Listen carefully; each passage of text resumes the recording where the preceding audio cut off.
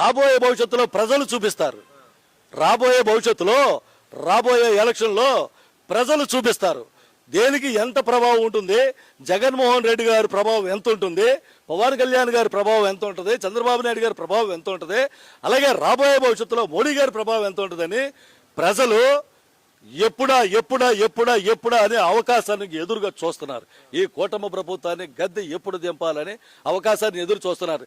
అది వాళ్ళు తెలుసుకోలేక పచ్చగావులోనికి లోకం అంతా పచ్చగా కనబడిందని అదే మేము ఈ ప్రకారంగా చేస్తాం, ఆ ప్రకారంగా చేస్తాం, దాన్ని 11ని ఒకటి చేస్తాం, 1ని అర చేస్తాం అని చెప్తున్నారు.